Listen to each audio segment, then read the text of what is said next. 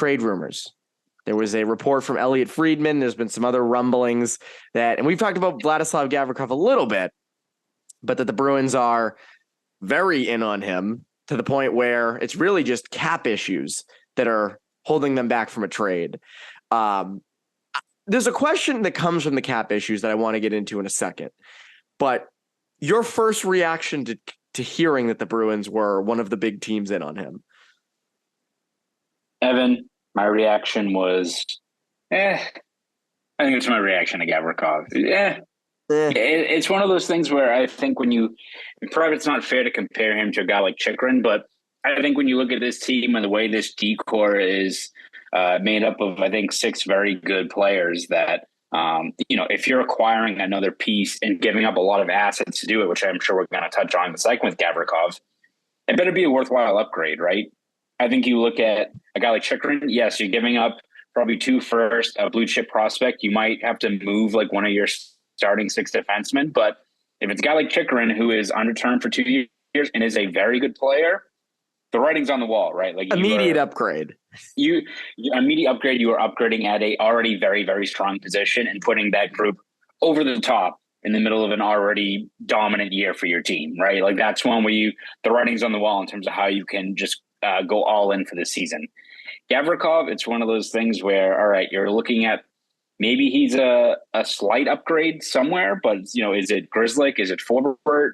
Is it one of those guys? But it's not like I think a guy like Gavrikov is that much better than a Grzelcyk or that much better than a Forbort that it justifies giving up a first round pick, another couple of draft picks. One of those things for a guy that also seems pretty committed to going to market. You've heard a lot of the reports coming out of Columbus is that, this is a guy that doesn't want to talk to a team that trades for him about a contract extension. So it's like, all right, you're giving up a first for essentially a rental and only maybe slightly upgrading at the position. It's not like and a third and a fourth potentially. Yeah, exactly. It's one of those things too where people look at Gavrikov, big defenseman, eats a lot of minutes, a lot of D zone stats, a lot of block shots, kind of like Derek Forbort. But I was thinking that. Also, he's also not really like a Luke Shen who's like has a lot of, I think, real nasty to his game. It's kind of like Forbort. Like Forbort is a big defenseman, block shots, kills penalties, but he's not.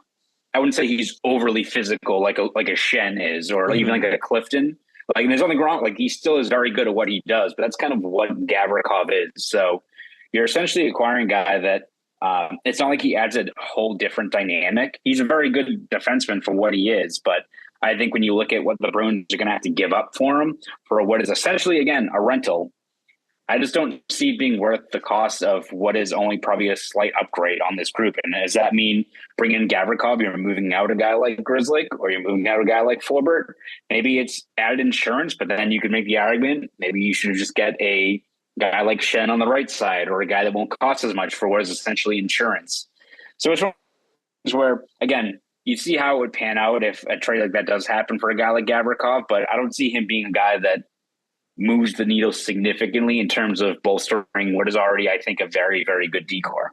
It doesn't move the needle enough to justify what you're giving up, which again, they don't, I know if you win a Stanley Cup, we've said this a million times, it doesn't matter, right? If Gavrikov comes in and you give up a first and a third and a fourth, and you have to trade out, a roster piece and you win a cup, fine. Like, so be it.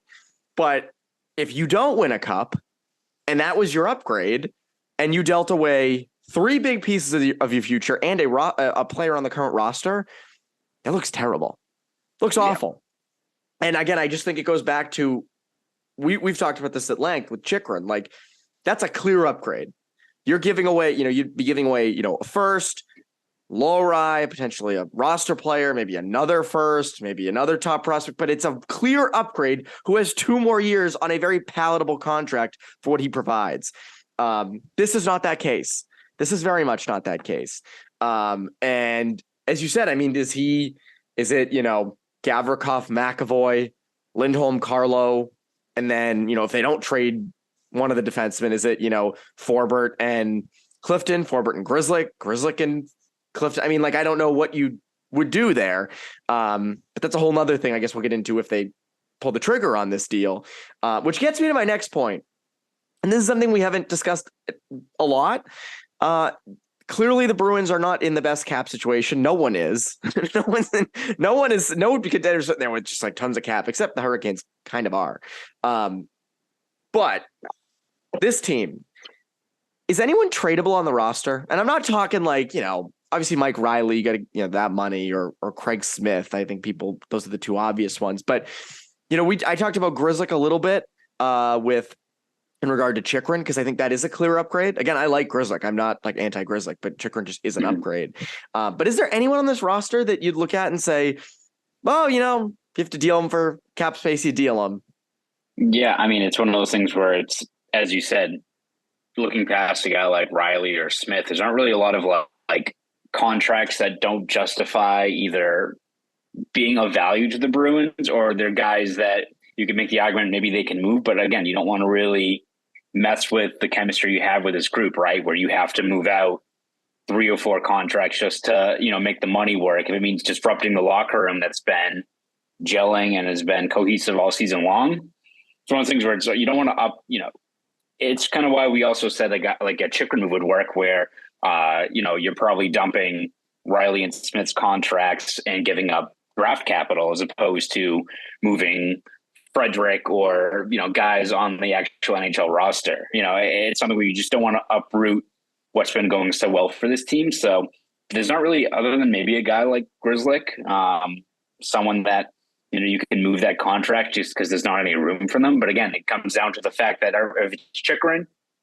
all right, he's an upgrade. For Gavrikov, it's like, all right, and again, I know people will push back and say that, Grzelcyk in the playoffs can be exposed or what have you.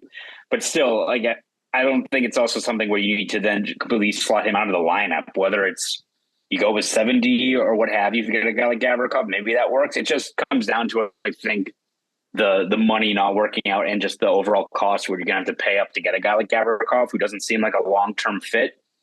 I think that's where the problem is. I think there's other ways for you to bolster this defense, whether it's swinging for the fences like Chychrun or doing a marginal upgrade like a guy like Shen or what have you, that makes just more sense for what this team is. Because, if you want to say the Bruins still need to get a guy like Nick Bukestad to add a little bit more of a scoring punch, maybe replacing a guy like Craig Smith on that third line, I could see that.